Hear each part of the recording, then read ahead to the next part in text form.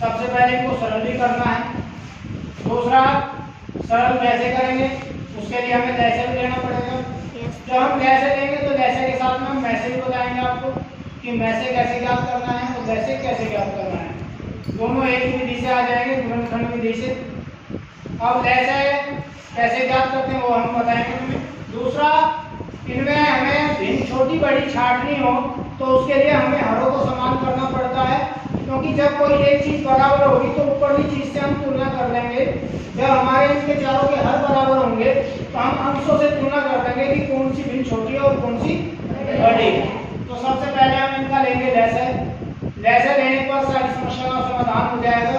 चाहे हमें इन्हें सरल करना पड़े, चाहे इनको आरोही अवरोही क्रम में लिखना पड़े, चाहे हमें छोटी भिन्न का पता करना हो, चाहे इनमें बड़ी भिन्न का पता करना हो, चाहे हमें इनमें कौन सी दो भिन्न बराबर हैं ये भी पता कर सकते हैं। यदि बराबर होंगी तो बराबर का भी पता लगेगा।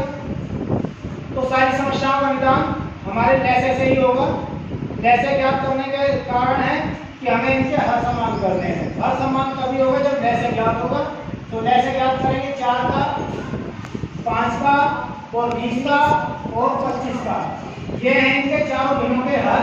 तो चारों भिन्नों का हल कैसे ज्ञात करने के लिए हमें करने पड़ेंगे अभाज्य गुणनखंड।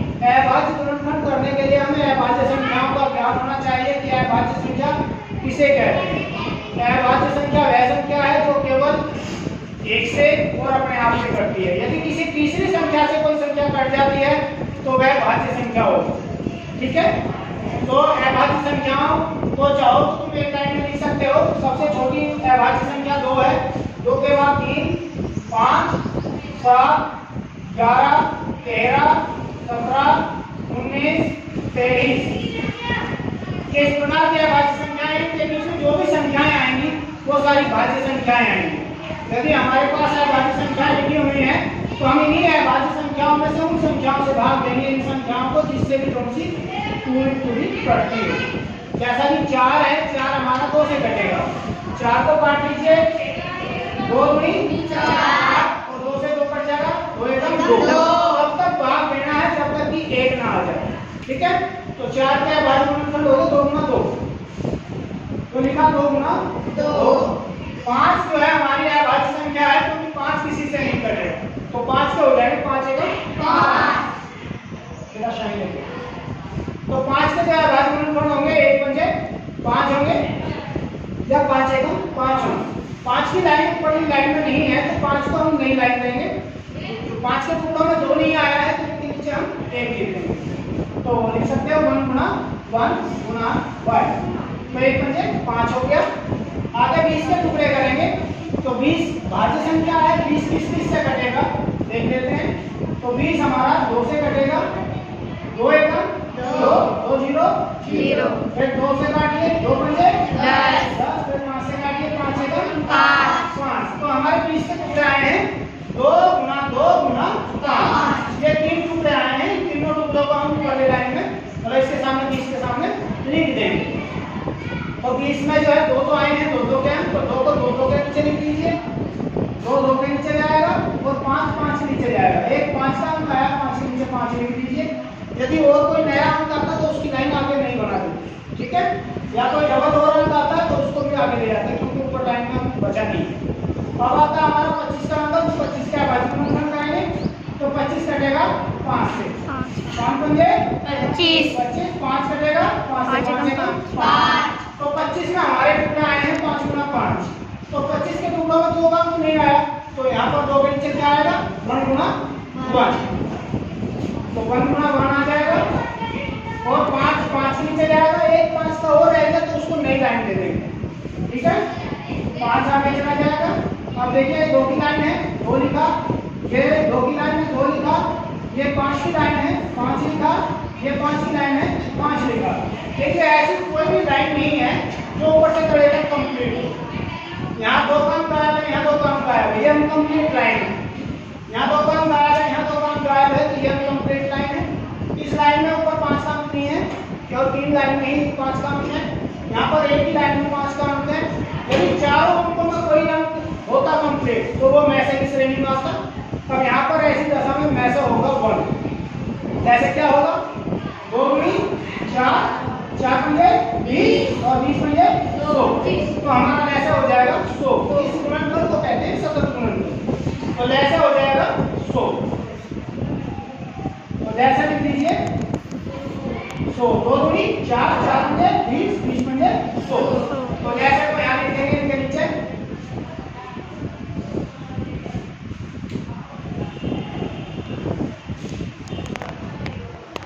तो लैसा लिख देंगे 100 आया लैसे 100 लिख दिया। अब हम लैसे को प्रत्येक भिन्न के हर से भाग देंगे। 4 से 100 को भाग देंगे। 4 दूनी 8, बचे 2 हो गए कितने 20। अगला हम लेंगे 20 हो जाएंगे। 4 पंजे 20, कुल मिला के 25 आया भाग देने पर। तो 25 की गुणा करेंगे इसी के ऊपर हम इसमें 25 की 75। अब इसी प्रकार 5 से भाग देंगे। अगला है हमारा 5 से भाग देंगे 100 को। 5 दूनी 10 और 5 0 0, 20 आया। 20 की गुणा कर देंगे इसी के ऊपर। 20 सत्ते 140, माइनस बीच में है माइनस लगाया। अगला माइनस का चिन्ह आ रहा है, आगे भी माइनस लगा दिया। ठीक है। अब आया अगला हमारा 20 से भाग देंगे 100 को। 20 पंजे 100, 5 आया। 5 की गुणा इसी के ऊपर हम इसमें कर देंगे 5 20।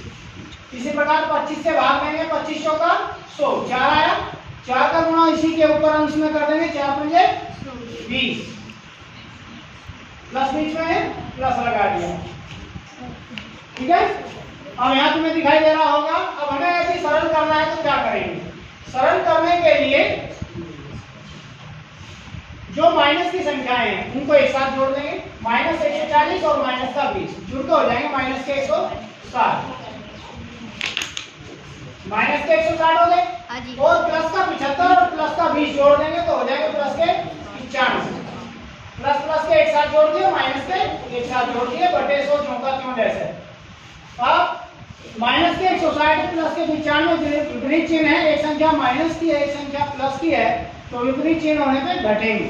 जिस चिन्ह का मान ज्यादा होगा वो बच जाएगा। माइनस के ज्यादा है तो माइनस के बचेंगे।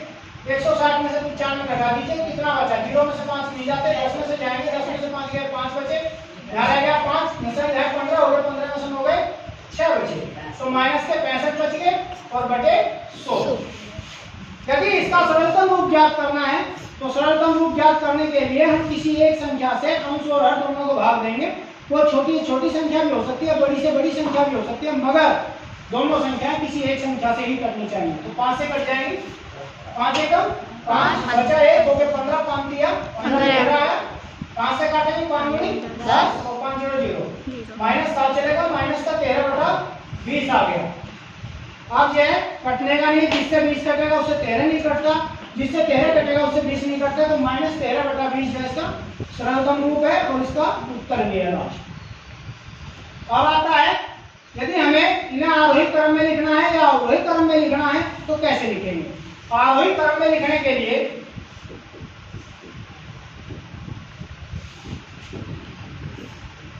लिखना है तो हम सबसे पहले लिखेंगे सबसे छोटी संख्या।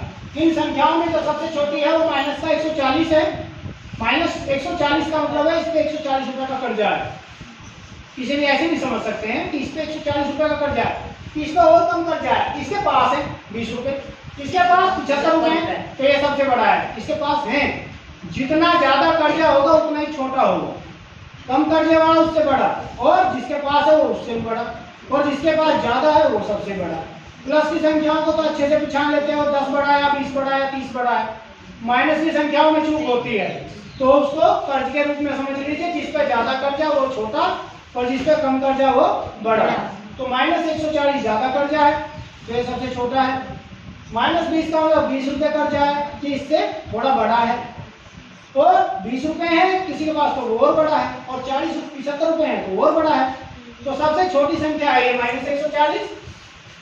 तो माइनस 140 की जगह कौन सी है? सेकंड नंबर है। सेकंड नंबर पर भिन्न कौन है? माइनस 7/5।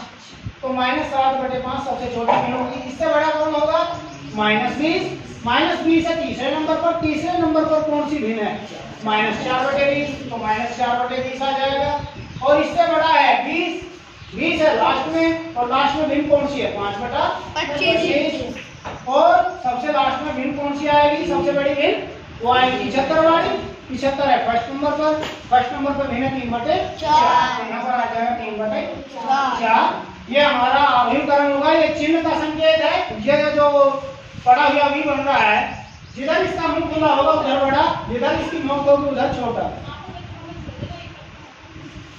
अब अवयव क्रम में लिखना है। इसी प्रकार अवयव क्रम होगा। ये तो अवयव क्रम हो गया। अवयव क्रम में लिखना है, तब कैसे करेंगे?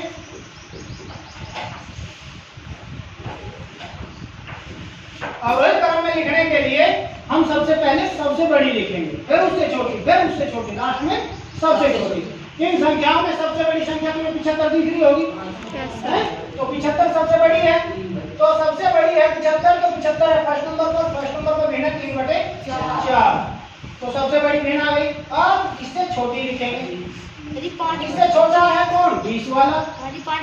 तो 20 वाला है लास्ट में है 5/25। तो यहाँ आ जाएगा 5/25। अब इससे छोटा कौन है? 20 वाला माइनस 20 वाला है, माइनस 20 वाला है ना। तो माइनस 20 की जगह कौन आएगा? थर्ड नंबर वाली भिन्न आएगी, क्योंकि थर्ड पर है। थर्ड में है -4/20। और सबसे छोटा कौन है? -140। -140 सेकंड नंबर पर है। सेकंड नंबर पे भिन्न कौन है? -7/5। अब यहाँ देखिए, हम तुमसे पूछेंगे सबसे छोटी भिन्न कौन सी है, तो इनमें सबसे छोटी संख्या ये है। तो सबसे छोटी भिन्न हुई -7/5। सबसे बड़ी भिन्न कौन सी है? सबसे बड़ा 75 है। 75 की जगह कौन सी भिन्न आएगी? ये 3/4 सबसे बड़ी भिन्न का भी पता है, सबसे छोटी भिन्न का भी पता है। अब यदि ये पूछा जाए कि तुमसे कि सब ये बताइए इन चारों भिन्नों में कोई दो भिन्न बराबर भी है क्या, तो क्या ये चारों में संख्याओं में कोई सी संख्या बराबर है? नहीं है, हैं? ये -20 है, +20 है, ये भी बराबर नहीं है। ठीक, तो इन चारों संख्याओं में कोई सी भी संख्या बराबर नहीं है, तो कोई सी भी एक दूसरे के बराबर नहीं है, सब छोटी बड़ी है। ठीक है, कोई छोटी और उससे बड़ी और उससे बड़ी, लास्ट में सबसे बड़ी। तो छोटी बड़ी है सब भिन्न। किससे कौन बड़ा है ये भी पता लग गया होगा। आरोही अवरोही क्रम में कैसे लिखा गया ये भी पता लग गया होगा। और सरल कैसे किया वो भी पता लगा होगा। सरलतम रूप कैसे ज्ञात किया वो भी पता लगा होगा। ठीक है, तो इस प्रकार से इसको सरल करेंगे। भिन्नों से जुड़ा सवाल है, लैसे कैसे आया वो भी पता लगा होगा। कोई चीज इसमें बची नहीं है, एक सवाल में अनेक सवाल तुम्हें बताए गए हैं, इसी तरह से तुम्हें करना है। तो